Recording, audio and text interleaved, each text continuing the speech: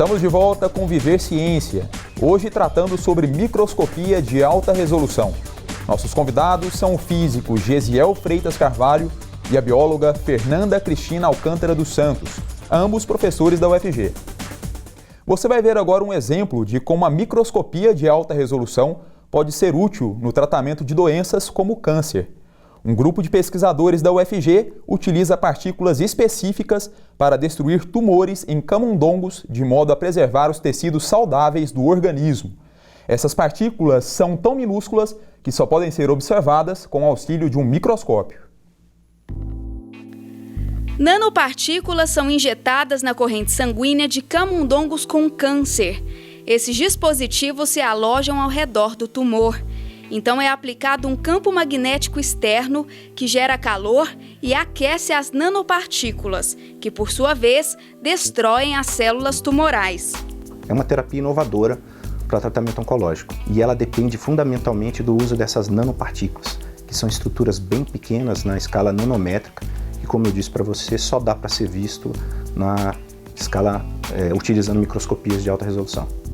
O professor Andris Bakuzis lidera esse projeto desenvolvido na UFG com nanopartículas. Para se ter uma ideia do tamanho dessas estruturas, uma partícula é considerada nano se seu diâmetro estiver entre 1 e 100 nanômetros, e 1 nanômetro equivale a 1 bilionésimo de metro.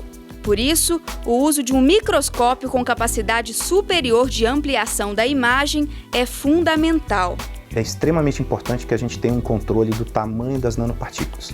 Então, nós não só controlamos o tamanho das nanopartículas, mas também controlamos a forma dessas nanopartículas. E por que isso é importante? Porque nós tratamos os tumores, às vezes, com a capacidade de gerar calor de forma localizada, só no tecido tumoral, né? Só em tumores. Isso depende fortemente da forma do objeto. Então nós precisamos controlar esse tamanho, que é visto pela microscopia eletrônica, por exemplo, microscopia eletrônica de transmissão, e da interação entre essas partículas. O uso de nanopartículas no tratamento de doenças em humanos, a chamada nanomedicina, avança para se tornar realidade em um futuro breve. Pesquisas como a desenvolvida na UFG apontam para a eficácia do método. Nós temos casos aqui de regressão total tumoral e temos outros casos que não conseguimos 100% de eficiência e estamos aqui no laboratório tentando entender o que está acontecendo, né? Professor Gesiel, além da medicina, que a gente viu aí na reportagem, quais outras áreas podem se beneficiar da microscopia de alta resolução?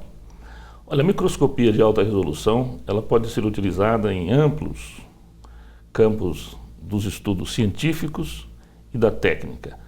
Pode ser usada desde a medicina até, por exemplo, o estudo de rochas, né, de materiais de origem mineral, né, passando aí pelo estudo, por exemplo, de materiais de interesse em investigações forenses, né, na biologia, no estudo de novos materiais, de sementes, de grãos, de embalagens de alimentos, de microestruturas de materiais de construção, enfim, com segurança podemos dizer que a microscopia de alta resolução alcança algum tipo de aplicação em todas as áreas do conhecimento, desde o estudo de obras artísticas até o estudo, por exemplo, de materiais avançados como as nanopartículas magnéticas mencionadas.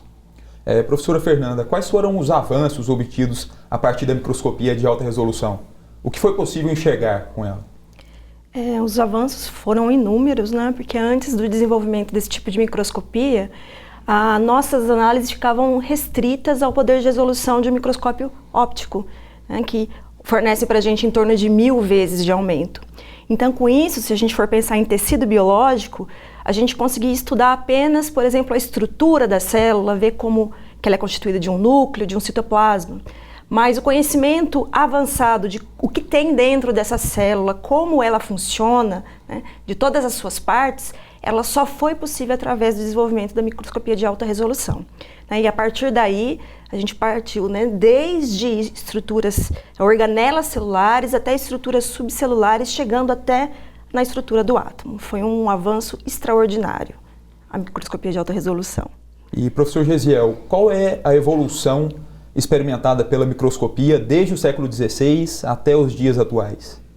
E como você enxerga também o futuro da microscopia? Você acredita que a gente vai conseguir ampliações ainda maiores? A evolução é uma coisa extraordinária, como mencionou a professora Fernanda, né? Desde o primeiro microscópio que você podia enxergar os contornos de uma célula, hoje, né, o microscópio permite resolver estruturas intracelulares, como mencionou a professora.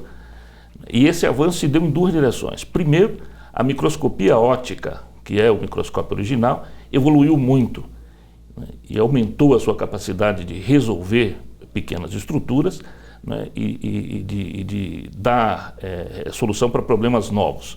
Por exemplo, através dos microscópios de varredura laser, dos microscópios ópticos que usam ótica de campo próximo e assim por diante.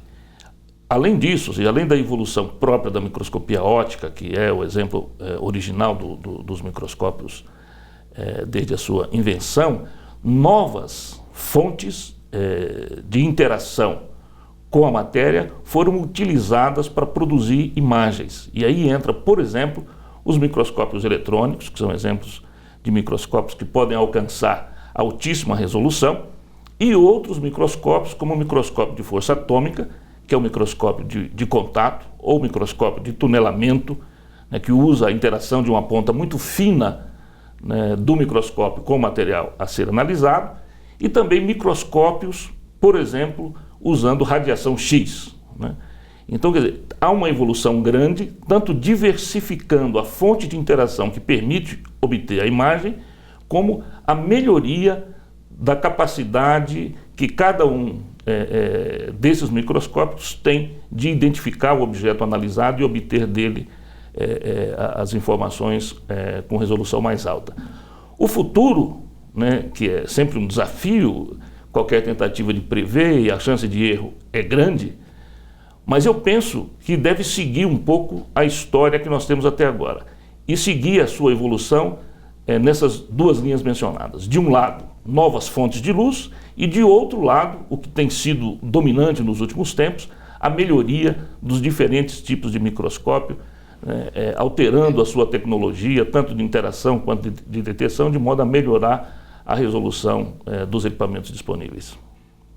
Viver Ciência faz agora mais um intervalo. No próximo bloco você vai conhecer o Laboratório Multiusuário de Microscopia de Alta Resolução, o LabMIC. Até já!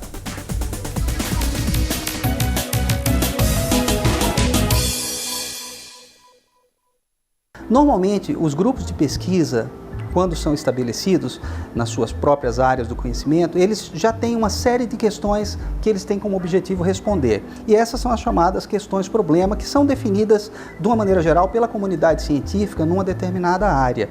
E a busca por essas questões, né, vem do conhecimento prévio, né? E no caso dos estudantes, por exemplo, que estão desenvolvendo os seus primeiros projetos de pesquisa, os seus trabalhos de mestrado e os seus trabalhos de doutorado, a definição dessa questão-problema está muito ligada à área, né, de conhecimento e ao papel do orientador, que tem como função ajudar o aluno a escolher as questões que são mais relevantes ou são mais importantes naquele momento.